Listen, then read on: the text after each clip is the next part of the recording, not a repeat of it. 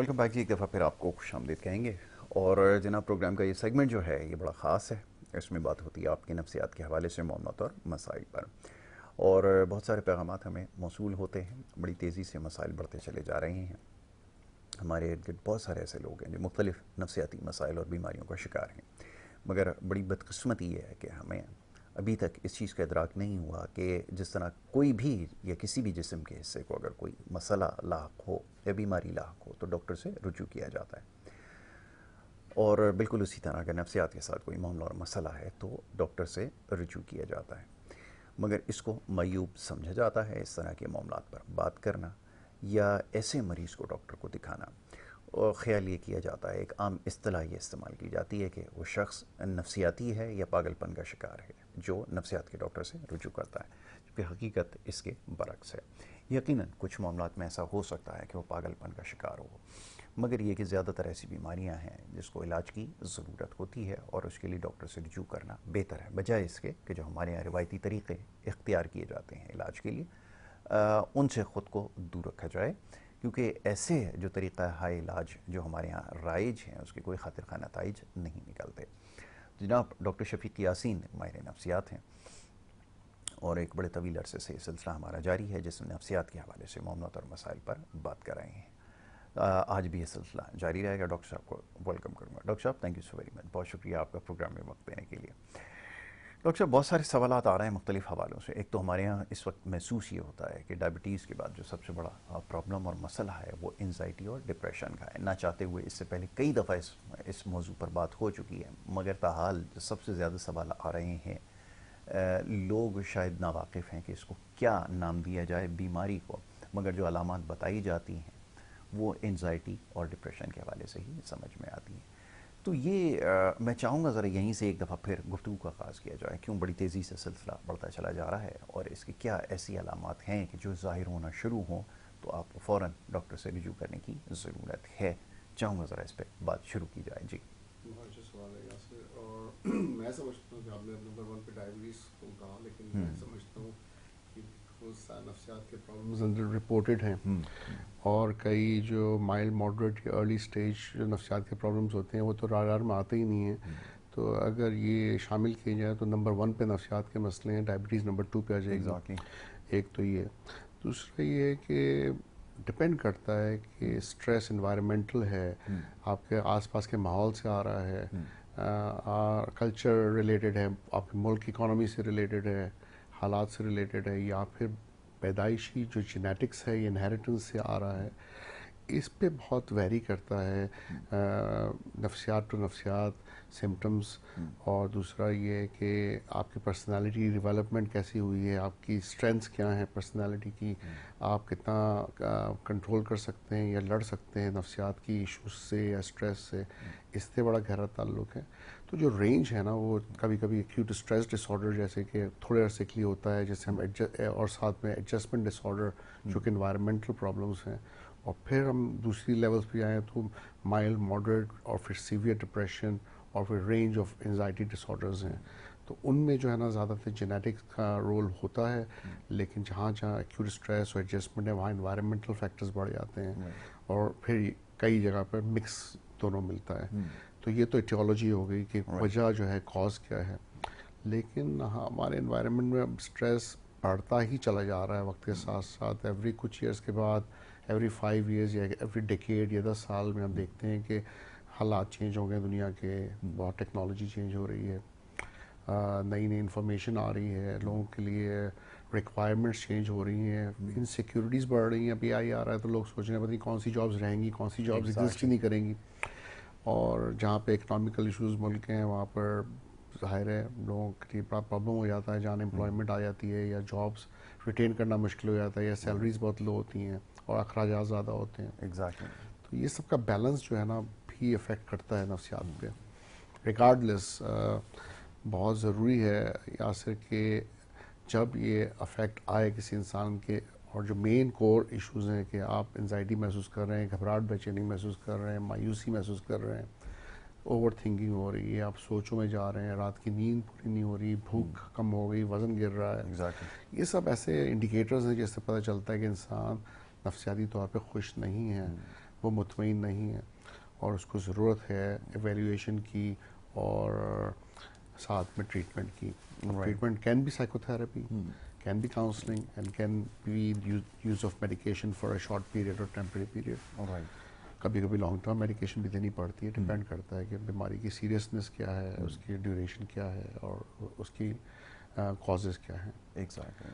और साथ में अदर कोमॉर्बिडिटीज़ क्या हैं जिसे हम कहते हैं कि और मेंटेनिंग फैक्टर्स हैं उसके साथ रिलेटेड, जैसे कि सब्सटेंस अब्यूज़, अल्कोहल यूज़, या फिर कोई रिलेशनशिप है या काम ऐसा है जो उसको उससे वो नाखुश है ज़िंदगी भर और उस रिलेशनशिप में चला जा रहा है या और काम में जाता है लेकिन खुशी से नहीं जाता। ये सब भी बड़े फैक्टर्स हैं।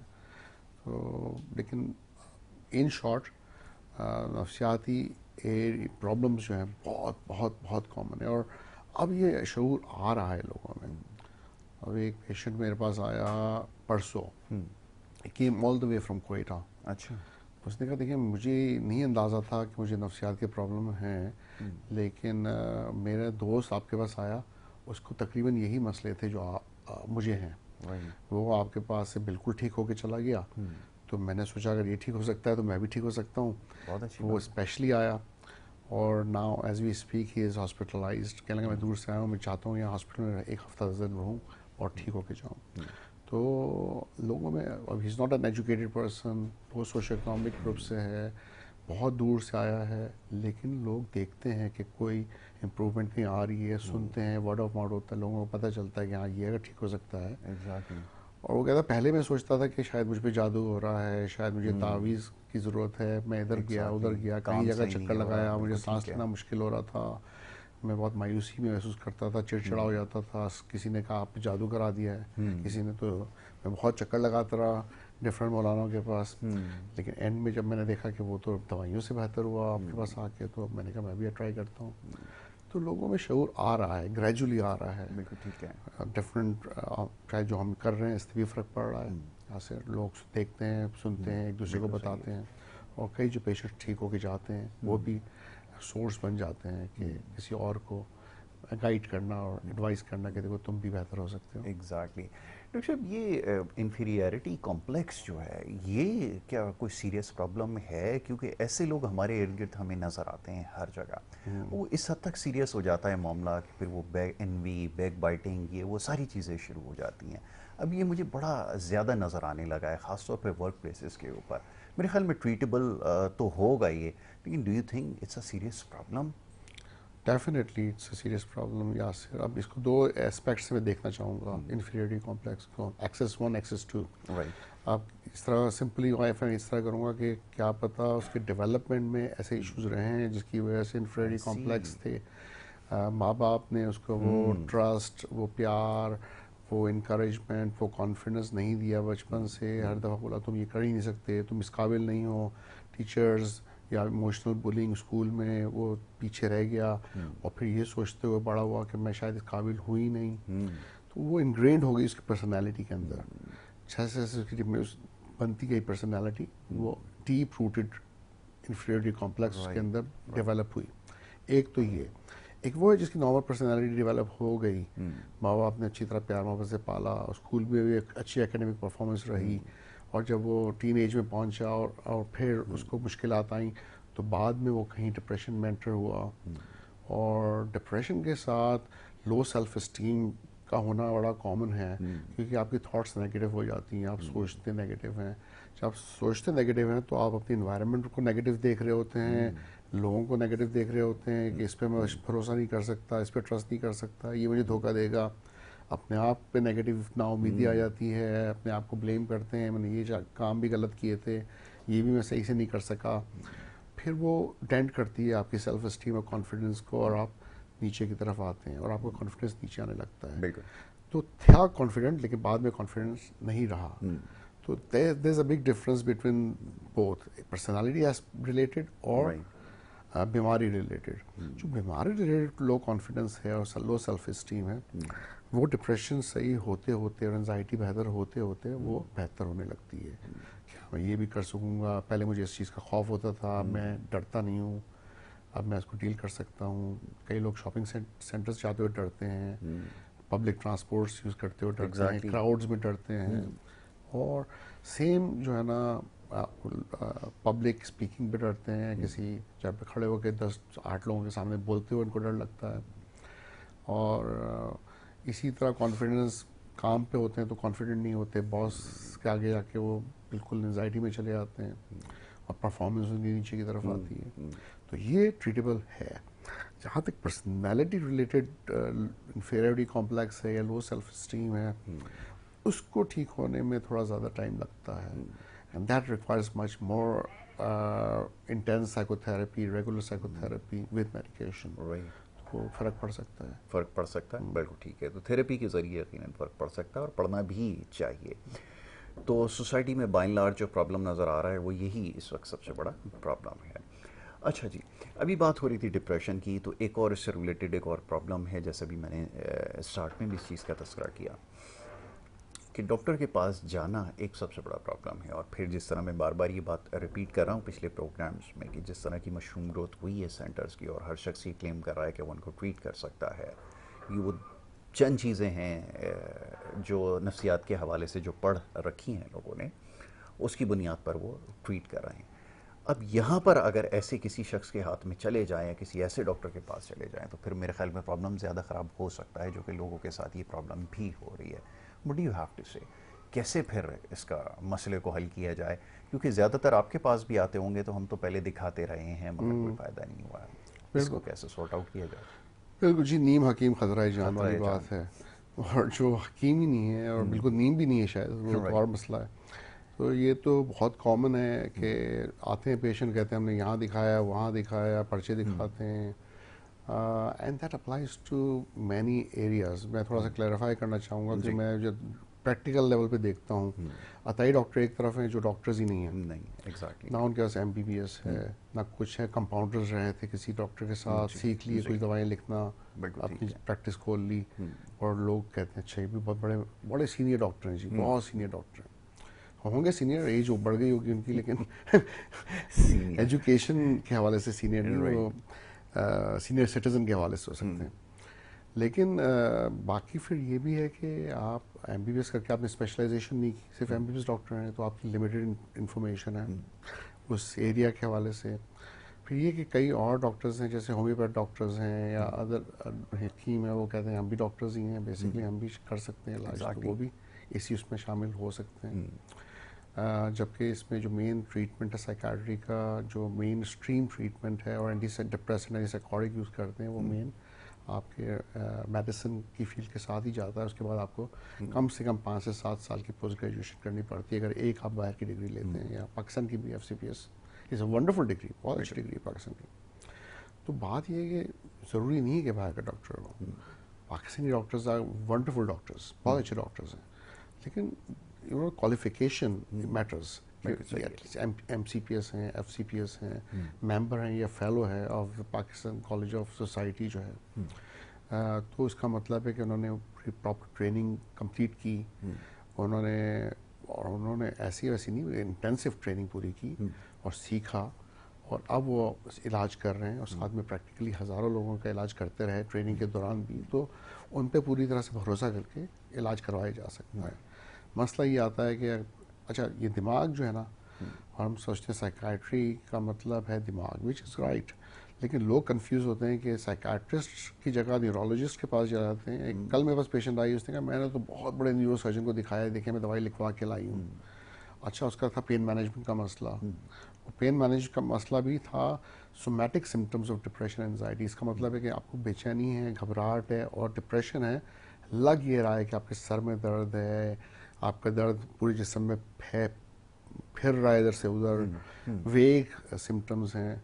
और वो होता ये है कि अंडरलाइंग डिप्रेशन होता है, लेकिन शो होता है पेन की फॉर्म में। आई सी, लगता है कि पेन है। अब वो न्यूरोसर्जन ने तो उसको पेन किलर भी दे दिए जनाब, उसको और दवाइयाँ दी, लेकिन ऐसी कोई दवाई नहीं थी जिसका ताल्लुक नफ्सियात से था।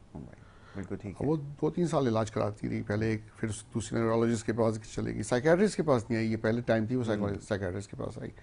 तो मैंने उसको ये समझाने की कोशिश की, मैंने कहा look these are wonderful doctors, बहुत अच्छे डॉक्टर्स हैं, सारे स्पेशलिस्ट हैं, लेकिन none of these are psychiatrist. Exactly. और बात ये है कि अगर मैं ये कहूँ कि मैं साइकाट्रिस्ट हूँ, दिमाग का डॉक्टर हूँ, आज या लेट जाए मैं आपके सर की सर्जरी कर सकता हूँ, आपके सर में ट्यूमर है मैं काटा पीटी कर सकता हूँ, तो मैं नहीं कर नहीं कर सकता। सकते। मैं ब्रेन का वो डॉक्टर नहीं हूँ कि सर्जरी करके आपका ट्यूमर निकाल दूँ। एग्जैक्टली। तो दिमाग के डॉक्टर डॉक्टर में भी फ़र्क होता है, जी। और ये बात आम आवाम को समझ नहीं आती। वो समझते हैं न्यूरोलॉजिस्ट है वो भी दिमाग का डॉक्टर है, उधर चले आते हैं। तो यहाँ पर भी आके हम प्रॉब्लम देखते हैं, और उसकी वजह से फिर प्रोग्नोसिस आपको नज़र नहीं आता, क्योंकि फिर अगर ट्रीटमेंट नहीं दी गई तो फिर आपको रिजल्ट्स भी नज़र नहीं आते। एग्जैक्टली, बिल्कुल ठीक है। तो ये बड़ा ज़रूरी है, ख़ासतौर पे डॉक्टर का इंतखाब के हवाले से हमेशा ये सवाल आता है, और मैं हमेशा इसलिए डिस्कस करता हूँ ताकि आपको इस चीज़ के बारे में इल्म हो जाए कि कैसे डॉक्टर से रुजू करना है, और सही डॉक्टर की पहचान भी होना चाहिए। That is very important. कुछ इश्यूज रिलेटेड टू एग्रेशन आ रहे हैं सामने, और अगेन बच्चों के अंदर ये ज़्यादा पाया जा रहा है पर एग्रेशन के हवाले से। तो अब पेरेंट्स इस चीज़ को समझने लगे हैं कि अगर इसको ट्रीट करवा ही लिया जाए तो यकीनन इससे पर्सनालिटी के ऊपर फ़र्क पड़ सकता है। जैसे हम हमेशा एक बात करते हैं कि हमारे यहाँ अक्सर चीज़ों को इसलिए भी लेट गो करते हैं, वो कहते हैं ये हेरिटेंस में है तो इसको ट्रीट करने की ज़रूरत नहीं है, ये शायद ये कोई नेवर चेंजिंग कोई इस तरह की इसके अंदर कोई हैबिट है या कोई इसकी नेचर है जो कभी भी नहीं तब्दील किया जा सकता।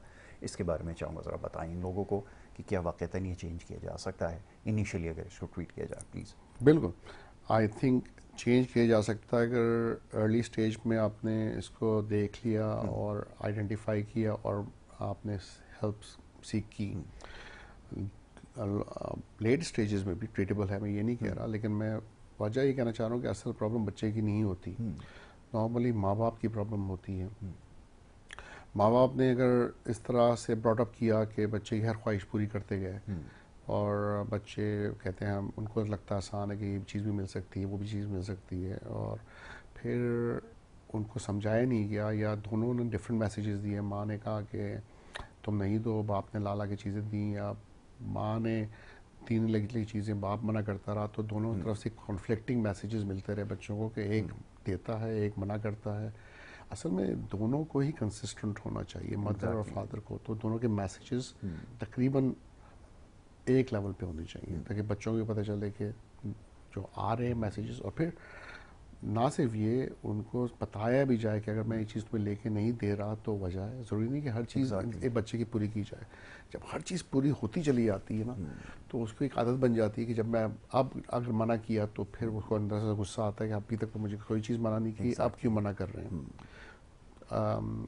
Same applies to screen time को भी ले लें। अगर उनके हाथ में मोबाइल है और महीनों से है, और एक दिन आपको अचानक से अपने टीवी प्रोग्राम देख लिया होगा screen time is bad for children, चलें जी आज तो मैं स्क्रीन टाइम बंद ही करके दूंगा। तो ये एक दिन में नहीं होता, वो उसको ग्रेजुअली किया जाता है। और इसी तरह ये हैबिट बनते बनते भी टाइम लगता है बच्चों के हाथ में। ये नहीं कि उन्होंने एक ही दिन में वो एडिक्ट हो गए। पहले उन्होंने आधा एक घंटा देखा, फिर ड्यूरेशन बढ़ाते चले गए, फिर माँ बाप ने भी देखा कि चलो हम भी आराम सुकून में बच्चे कोने पे बैठे हुए हैं, चलो ये मसला हमारा भी हल हो गया है। लेकिन जब वो उन्होंने देखा इतना ज़्यादा प्रॉब्लम हो गया है कि शिकायतें आ रही टीचर से, बच्चा कॉन्सेंट्रेट नहीं कर रहा, स्कूल में सो रहा है, उसका बिहेवियर प्रॉब्लम वहाँ पे शुरू हो गया है, कुछ ना कुछ चीज़ उसने देखी किसी कार्टून में या प्रोग्राम में जहाँ एग्रेशन था, उसने भी एग्रेशन सीख लिया और फिर एग्रेसिव हो गया।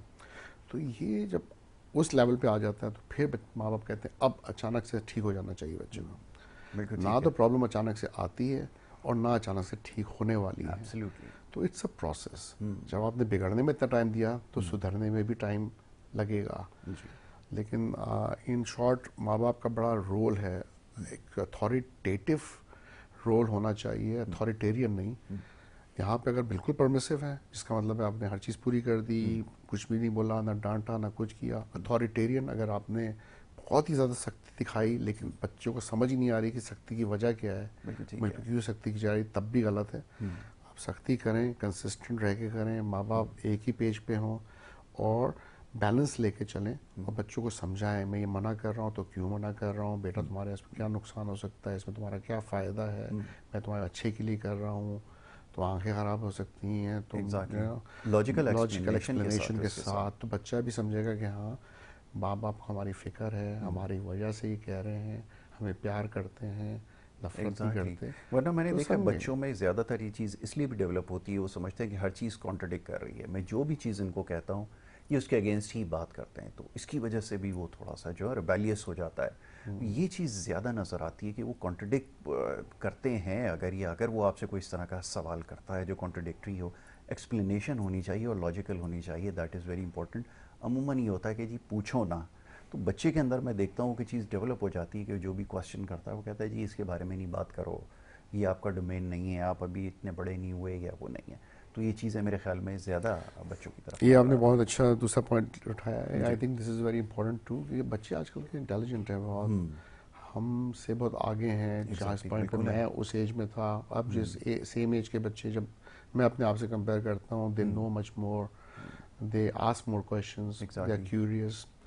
तो उनकी क्यूरियोसिटी को भी नर्चर करना और सुनना और आंसर देना इम्पोर्टेंट है। और कई दफ़ा वो राइट होते हैं, आप गलत हो सकते हैं, और बिल्कुल इसमें ठीक है, एडमिट करने में कोई वो कोई बुराई वो नहीं नहीं है। है, एग्जैक्टली ऐसा ही है। तो हमारे यहाँ ये है नहीं असल में हैबिट पेरेंट्स की ख़ास तौर पे कि अगर बच्चा अगर कोई सही बात बता रहा है तो उसको जो है वो समझने की कोशिश करें। प्लीज़ कैरी बिल्कुल, सो दे थिंक एक्चुअली माशाल्लाह से बच्चे जो हैं, अगर उनको सुना जाए तो कई अच्छी बातें आपको सीखने को मिलती हैं और समझने को मिलती हैं। बिल्कुल। और ये तो बहुत लकी लोग हैं आजकल जिनके बच्चे हैं, जिनको वो चांस मिला है कि इतने इंटेलिजेंट बच्चों के साथ साथ जो आजकल का बेसिकली अपॉर्चुनिटीज़ हैं, इन्हीं अपॉर्चुनिटीज़ पे हम बुराई भी करते हैं, जैसे स्क्रीन टाइम है और इंटरनेट है, लेकिन यहीं से लर्निंग भी है और बहुत सी अच्छी चीज़ें सीखी जाती हैं। बच्चों की लैंग्वेज स्किल्स इतने अच्छे हो जाते हैं, बच्चे इतनी जल्दी बहुत कुछ सीख जाते हैं जो हमने अपने ज़माने में नहीं सीखा था। एग्जैक्टली। तो वो चीज़ अगर सही से गाइड की जाए और उसको बैलेंस लेके चला जाए, तो आई थिंक डेवलपमेंट एक बच्चे की बहुत बेहतरीन तरीके से हो सकती हो है। सकती है, एग्जैक्टली। अच्छा, इसी तरह एक और चीज़ भी जो ऑब्जर्वेशन में आई है हमारे यहाँ, असल में क्रिटिकल थिंकिंग को जो है ना वो वेलकम नहीं किया जाता। अब होता ही है कुछ लोगों की, बच्चों में ख़ास तौर पे नेचर की जैसे भी बात हो रही थी, क्वेश्चन ज़्यादा करते हैं। अब वो ज़्यादा क्वेश्चन करना, या किसी बड़ी उम्र में भी अगर कोई ज़्यादा ये चीज़ डेवलप हो जाती है, क्वेश्चन करना शुरू कर दें, तो पहला कॉम्प्लीमेंट ये मिलता है कि इसको शायद नफ्सियात के डॉक्टर की ज़रूरत है, या ये नफ्सियाती हो चुका है जी। तो ये भी एक प्रॉब्लम है जो हमारी सोसाइटी में जो है वो ग्रो कर रही है। उस शख्स को ज़रूर वो कहते हैं कि नफ्सियात के डॉक्टर को रुजू करना चाहिए जिसको शायद वाक़ता ना हो, और जिसको नहीं है ज़रूरत उसको कहते हैं ये तो बाय नेचर है ही ऐसा, तो ये तो इसके खून में शामिल है, जिसको नहीं चेंज किया जा सकता। अब बताइए क्या किया जाए? एंड सेम अप्लाइज टू, एक सवाल पे आप कह रहे हैं, दूसरा हाइपर एक्टिविटी भी। अब हर हाइपर एक्टिविटी एबनॉर्मल नहीं होती, नहीं होती। और आजकल के बच्चे हैं हाइपर, उनका दिमाग बहुत चल रहा है, उनका माइंड जिस तेज़ी से चलता है, फिर उस तरह से फिज़िकल एक्टिविटीज़ भी उनकी ज़्यादा है, उनकी एग्जैक्टली। नींद की रिक्वायरमेंट थोड़ी कम है पहले से। अब वो एनर्जाइजर बैटरी की तरह हैं इस वक्त, और माँ बाप को थका के रख देते हैं। एग्जैक्टली। अब वो माँ बाप लेके आ जाते हैं एक नॉर्मल बच्चे को, कहते हैं ये तो बहुत ही हाइपर है, ऑटिज्म तो नहीं है इसको, या एस्पर्जर्स तो नहीं है कोई इसको, कोई ADHD ना कोई वगैरह तो नहीं, ADHD तो बिल्कुल नहीं ही, है इसको, कोई ना कोई एग्जैक्टली। डायग्नोसिस का लेवल तो लगाओ।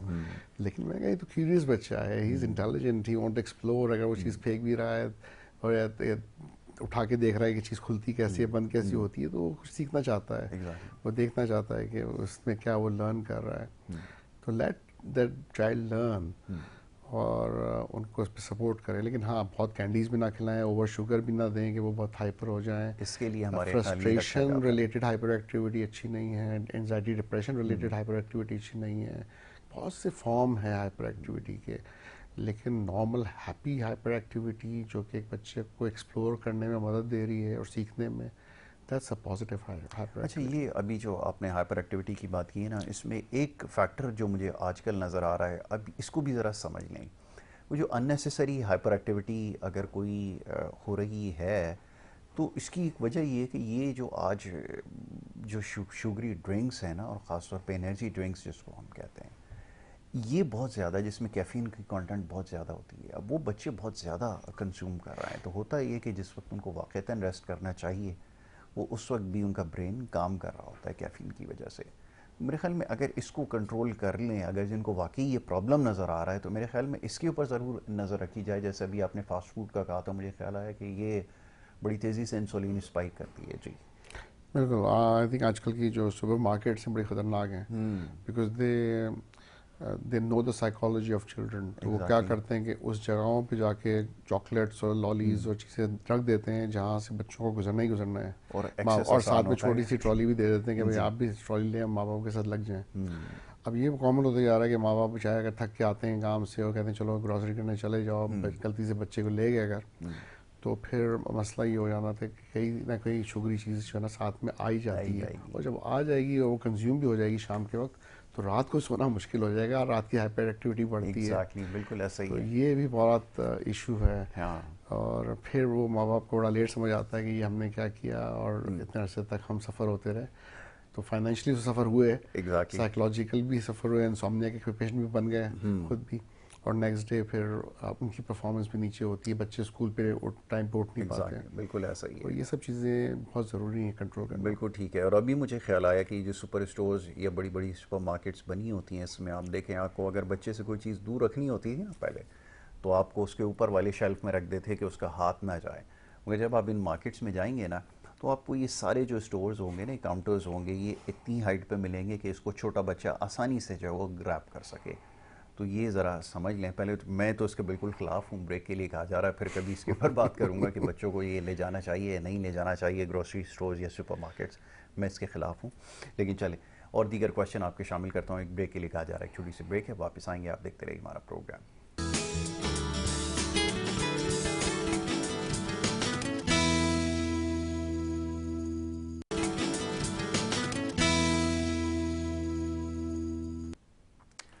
वेलकम बैक जी, एक दफ़ा फिर आपको खुश आमदीद कहेंगे। और ब्रेक पे जाने से पहले गुफ्तगू जारी थी और बात हो रही थी नफ्सियात के हवाले से।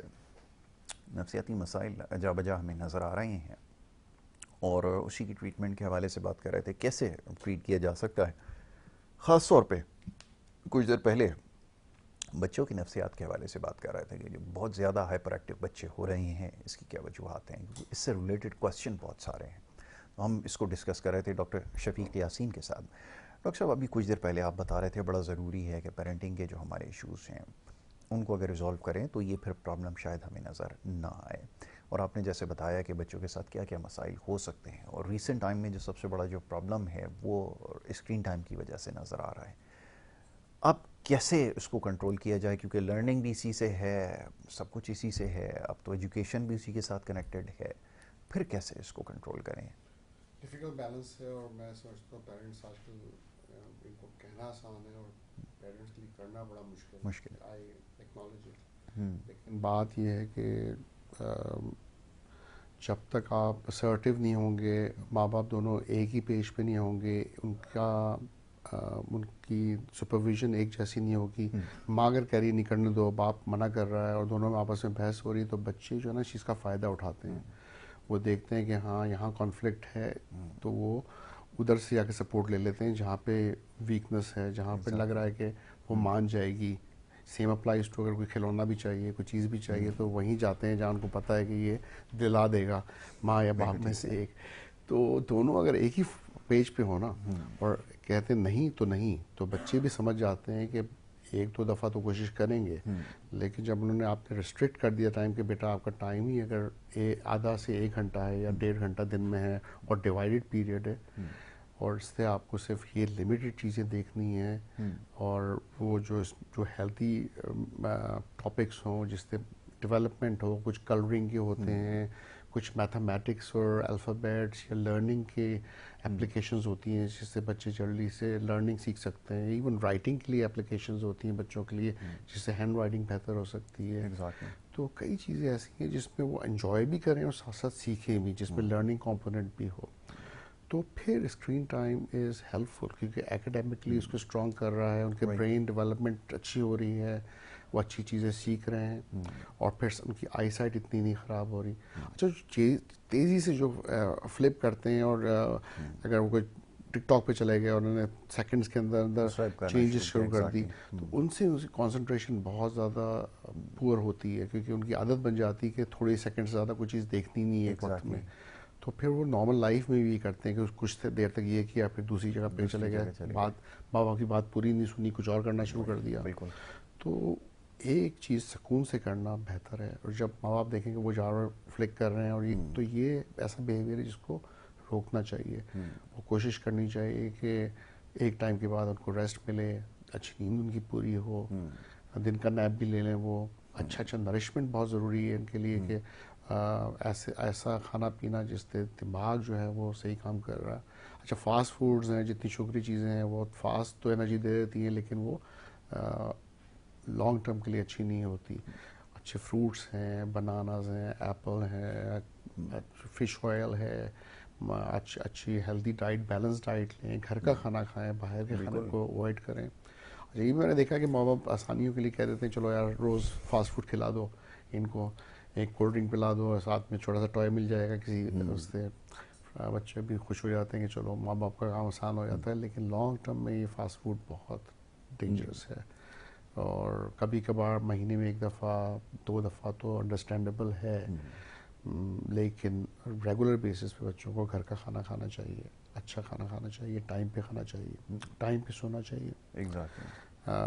और एक रूटीन उनकी सेट होनी चाहिए। तुमको पता हो माँ बाप भी डिसिप्लिन्ड हैं और समझा के बता के चीज़ें कर रहे हैं कि बच्चों को भी अंदाज़ा हो कि ये चीज़ की जा रही तो क्यों की जा रही है। बिल्कुल ठीक है। और दूसरी चीज़ एग्जांपल आपको खुद सेट करनी पड़ेगी, इससे पहले भी ये बात कर चुके हैं, क्योंकि अगर आपकी अपनी हैबिट ये होगी जो यूजुअली हम देखते हैं कि घर के अंदर अगर लोग बैठे हुए हैं, ख़ासतौर पे बच्चों के सामने बैठे हैं और अगर आप उनसे बात भी कर रहे हैं तो अपने सेल फोन को देख रहे हैं, तो ये चीज़ उनके अंदर भी फिर डेवलप हो जाएगी। इसी तरह फिर वो फॉर ग्रांटेड लेंगे आपकी बात को भी। तो ये अक्सर ये जो कंप्लेन आती है कि ये क्या प्रॉब्लम है, वो ये प्रॉब्लम है जो आप खुद एग्जाम्पल सेट करेंगे वो इवेंचुअली फिर नज़र आएगी। अगर आप खुद इस चीज़ को साइलेंटली अगर ये अप्लाई करेंगे अपने ऊपर, ख़ास तौर पे खाना खाते हुए बच्चे अक्सर ये शिकायत करते हैं कि बगैर सेल फ़ोन के जो है वो खाना नहीं खा सकते, तो पहले एग्जांपल आपने खुद सेट करनी पड़ी। दूसरा ये कि हेलुसिनेशंस के हवाले से क्वेश्चंस आए थे 2-3, मैंने सोचा था लास्ट में इसके ऊपर भी ज़रा बात होगी। क्या वजूहत हो सकती हैं? क्या सिर्फ ऐसा होता है कि जो ड्रग अब्यूज़र हो उसके साथ ही ये प्रॉब्लम हो, या वैसे भी एक नॉर्मल पर्सन के साथ कभी किसी स्टेज के ऊपर ये प्रॉब्लम हो सकती है जिसको फिर इवेंचुअली जो कन्वेंशनल तरीका है उसके ज़रिए ट्रीट किया जाता है? जी प्लीज़। हेलुसिनेशंस जो है ना ऐसा टर्म है कि जैसे बुखार मेडिकल में हो गया, बुखार किसको हो सकता है, ठीक और है। आप हज़ारों बीमारियां गिनवा सकते हैं जिसमें बुखार हो बुखार हो सकता है। सकता है।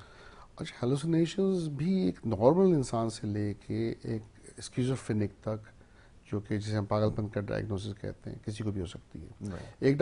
एक हेलुसिनेशन है जिसे हम हिप्नोपॉम्पिक हेलुसिनेशन कहते हैं और एक हिप्नोगोगिक हेलुसिनेशन होती है। 2 टाइप्स राइट। हैं। जब आप सोने वाले होते हैं और सोने से जस्ट पहले कभी आपको कुछ नज़र आ जाए या कान में आवाज़ आए, तो ये एक नॉर्मल इंसान को भी हो सकती है। ठीक है। उठा है अभी सुबह सो के, उठती है अभी तक पूरी तरह से बेदार नहीं हुआ है, लेकिन उसको थोड़ा सी चीज़ कुछ नज़र आई या कुछ कान में आवाज़ आई अजीब सी, तो इसे हिप्नोपॉम्पिक हेलुसिनेशन कहते हैं, जो एक नॉर्मल इंसान को हो सकती है। इट्स नॉट अ साइकोपैथोलॉजी, ये किसी बीमारी का हिस्सा नहीं है। अच्छा फिर कौन सी बीमारी ऐसी है साइकाट्री के जिसमें हेलुसिनेशंस ना हो? कम है। Depression with severe depression hallucinations हो सकती हैं उसमें। और हेलुसिनेशंस किस किस तरह की होती है? पहले तो ऑडिटरी, इसका मतलब है कानों में आवाज़ें आ रही हैं। विजुअल, इसका मतलब है आपको चीज़ें दिखाई दे रही हैं जो कि रियलिटी में नहीं है। स्मेल, ऐसी स्मेल आ रही है जो कि रियलिटी में नहीं है और आप कह रहे हैं मुझे तो ये स्मेल आ रही है, किसी और को ये स्मेल ही नहीं आ रही। टच, ऐसा लग रहा है कोई टेक्टाइल है, कोई चीज़ आपके जिस्म पे क्रॉल कर रही है, तो टेक्टाइल हेलुसिनेशन हो गई। तो ये डिफरेंट जितनी परसेप्शंस हैं उसी से रिलेटेड हेलुसिनेशंस भी हैं। अच्छा हर हेलुसिनेशंस जो हैं वो अलग चीज़ को इंडिकेट कर सकती है।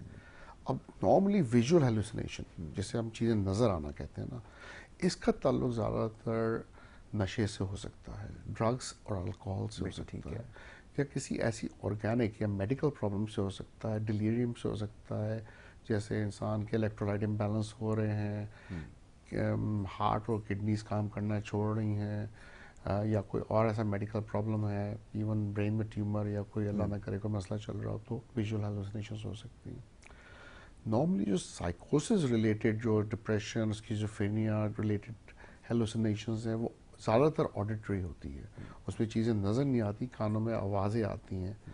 कभी ऐसा लगता है कि कोई इंसान आपसे बात कर रहा है, जिसे हम सेकंड पर्सन हेलुसिनेशन कहते हैं। और कभी ऐसा लगता है कि कोई आवाज़ एक और आवाज़ से बात कर रही है और आपके बारे में बात कर रही है, इसे हम थर्ड पर्सन हेलुसिनेशन कहते हैं। और नॉर्मली थर्ड पर्सन हेलुसिनेशन जो है ना वो ज़्यादा कॉमन है स्किज़ोफ्रेनिया पागलपन में। Second person is less common. तो टाइप इवन दोनों में भी आवाज़ें हैं, लेकिन आवाज़ में फ़र्क है।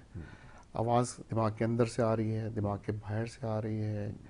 इवन क्वालिटी ऑफ वॉइस कैसी है, मेल की आवाज़ है, फीमेल की आवाज़ है, ग्रुप में आ रही है, अच्छा उसका कंटेंट क्या है, उससे फ़र्क पड़ता है कि वो डरा रही है आवाज़, हंसा रही है आवाज़, आप उससे अच्छा महसूस कर रहे हैं कि बुरा महसूस कर रहे हैं, सब चीज़ों से डायग्नोसिस पे फ़र्क पड़ता है।